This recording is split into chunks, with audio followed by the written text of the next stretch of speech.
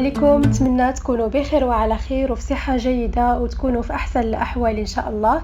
اليوم غادي نقدم لكم طاجين مغربي 100% كيجي رائع بزاف وبمكونات اللي هي بسيطة. وهذا الطاجين هذا ريحته كتشهي تماما بحال فاش كنكونوا مسافرين وكنوقفوا في الطريق فاش كنبغيو نتغداو ولا شي حاجه، سورتو الا كنا مسافرين واحد المسافه طويله كنوقفوا في هذوك المحلات اللي تيكونوا على الطريق وكنشموا ديك ريحه الطاجين اللي كتشهي وكتجي لذيذه وبنينه. هذا الطاجين نفسه غير هو صوبناه في الدار منزلي كيجي رائع بزاف ولذيذ وبنين كيف ما انا قلت لكم. وسورتو هاد الطاجين هذا كيفكرني فاش كنمشيو للباديه كناكلوا طويجنات من الناس اللي كنمشيو لعندهم. كيكون كل شيء طبيعي، كيف ما كتعرفوا في الباديه كيكون كل شيء طبيعي وكل شيء موجود والخير موجود عندهم تبارك الله. وبلا ما نطول عليكم اكثر نمشيو للمكونات وطريقه التحضير. بالنسبه للمكونات اللي غادي نحتاجو فهي مكونات بسيطه جدا والطاجين مغربي 100% وكيجي بنين ولذيذ ورائع. غادي نحتاجو القطع ديال اللحم، انا اختاريت اللحم ديال الضلعه. غنحتاجو كذلك الزيتون، الحامض مصير، الربيع، قزبر ومعدنوس، البصله مشلضه على هذا الشكل هذا. غنحتاجو كذلك الثوم وغنحتاجو الزيت البلديه. وبالنسبه للتوابل غادي نذكرهم لكم فاش غادي نكون نوجد في الطاجين. غادي نحتاجو كذلك الخيزو، غادي نقطعوه بهذا الشكل هذا، غنحاول نقطعوه رقيق كيف ما كتشوفوا معايا هنا. حاولت اني نوريكم كيفاش كنقطع خيزو اللي تيكون رقيق وتيكون شرائح طوالين. صافي غادي نستمر حتى غادي نكمل الكميه اللي عندي ديال الخيزو. وهنا غادي نمشيو باش غادي نحضروا الطاجين ديالنا. اختاريت انا هاد الطاجين ديال شخص واحد اولا جوج، يعني ماشي كبير بزاف. غادي نوضع القطعه ديال اللحم ديالي وغادي نبدا نضيف التوابل. بالنسبه للتوابل غادي نحتاجوا الابزار، واحد الملعقه صغيره ديال الابزار. المهم العطريه كديروها على حسب عينيكم ميزانكم كيف ما تنقولوا حنايا. وغادي نحتاج كذلك القزبر يابس، انا دائما كنستعمل في الاطباق ديالي سورتو اللي كتكون فيها اللحم كنستعمل فيها القزبر يابس. وغادي نحتاج كذلك الزعفران اللي تيكون خرق ومعرق، غنحتاج منه حتى هو واحد نصف ملعقه صغيره، وشويه البابريكا يعني واحد راس المرقه تحميره. صافي هادو هما التوابل. غادي نضيفوا كذلك الملح ضروري منها، وكذلك سكينجبير واحد الملعقه صغيره سكينجبير صافي. وغادي نضيفوا الملح كيف ما انا قلت لكم. غناخذوا واحد شويه ديال الماء، غير واحد قليل قطرات ديال الماء غير باش ندوزو هذيك اللقامه على اللحم بهذا الشكل هذا. صافي حتى كنلبسوا العطريه كامله باللحم. وغنضيف كذلك الثوم، غادي نمعس الثوم وغادي نضيفها بهذا الشكل هذا. وغادي نحرك التوابل كامله حتى كيتلبس ليا اللحم كامل بهاد التوابل هادو.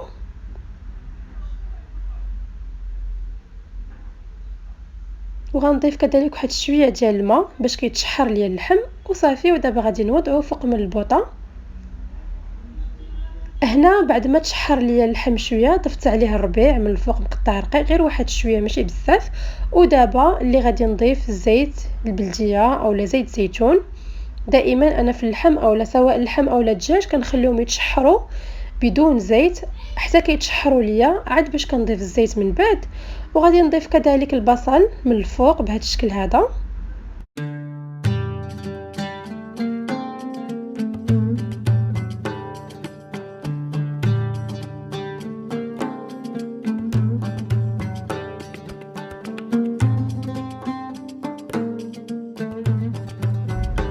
صافي وغادي ناخذ الطاجين ديالي باش غادي نوضعو فوق من العافيه ويطيب. ولكن قبل غادي نوريكم هذيك الحفيره اللي كتكون الفوق في الطاجين. بزاف ديال الناس ما كيعرفوش علاش هذيك الحفره، فهي الناس زمان كانوا كيوضعوا فيها الماء بهذا الشكل هذا كيف ما انا وضعته وكيبدا يتشحر الطاجين اولا كيطيب. وفاش كتبدا تنشف هذيك الحفيره من الماء كيعرفوا بان الطاجين قرب يطيب اولا طاب. صافي هنا بالنسبه ليا اللحم ديالي تشحر مزيان نتوما كتشوفوا. غادي نبدا نضيف الخضره ديالتي من الفوق اللي هي خيزو، فقط استعملت خيزو. هاد الطاجين ديال الخيزو والحامض كيجي شهوه منه، كيجي لذيذ بزاف صراحه، كيجي رائع. هادو من احسن الطواجن اللي انا عندي. بصراحه انا ما كناكلش طواجن بزاف، ولكن عندي واحد طويجنات اللي انا كنفضلهم وكنبغي ناكلهم، وغادي مره غادي نبقى نشارك معكم هاد الطويجنات هادو اللي كيعجبوني انا بالذات. صافي هنايا بعد ما ضفت خيزو غادي نضيف الحامض مصير. خديت ديك الحامضه الصغيره اللي عندي قسمتها وصافي وزعتها بهذا الشكل هذا. ودابا غادي نضيف الزيتون. بالنسبه للزيتون انا دائما كنستعمل الزيتون البلدي ديال البلاد، ولكن هاد المره حيت هاد الطاجين هذا بالذات كيبغي يجي محمض، وهذا الزيتون الاحمر كيكون محمض اكثر واكثر. صافي دابا غادي نسد على الطويجين ديالي ونوضعو يطيب. بطبيعه الحال كنوضعو يطيب على عافيه مهيله، وما نساوش هذيك الحفيره نديرو فيها الماء باش هكا نعرفوا بان الطاجين قرب يطيب لينا. صافي هنا بعد ما طاب الطاجين هذا هو الشكل ديالو، كيجي رائع بزاف صراحه. يا سلام يا سلام، والريحه ديالته خطيره. نتوما يلا حطيتو دابا يا من العافيه، باقيين هذوك الفقاعات فيه باقي سخون صراحه، بنين بنين بنين. وهنا كنزين في نفس الوقت كنزين بالربيع، وهذاك الربيع حتى هو كيعطي واحد اللذه مميزه فاش كنضيفوه في الاخر في اي طبق. يعني كنضيفوا الربيع في الاخر كيعطي واحد النكهه مميزه للطبق. صافي هذا هو الطويجين ديالي. نتمنى انكم تكونوا استمتعتوا معايا بلا فيديو وتكون عجبتكم الوصفه. وغادي نحتاجوا كذلك مع هذا الطاجين غادي نحتاجوا الحامض اللي تيكون خضر، غادي نعصروه من الفوق. من بعد غادي تشوفوا معايا، حيت هذا الطاجين هذا كيبغي يكون محمض. واخا ديال اللحم كيف ما كتعرفوا الدجاج هو اللي كيبغي يكون محمض، ولكن هذه المره اللحم ديروه بهذه الطريقه هذه يكون فيه الحامض مصير. والحامض طري كتعصروا عليه من بعد فاش تيكون سخون. انا هنا راه الطاجين ديالي برد، حيت مع التصوير ضروري كياخذ ليا الوقت. دائما كيكون الطاجين بحال هكا سخون في الاول، وفاش كنبدا نصور كيبرد. فاش كنسالي التصوير كنعاود نرجعو عاوتاني سخون عاد فاش كناكلو. صافي هنايا عصرت عليه الحامض، ودابا كنحيد هذوك العظيمات.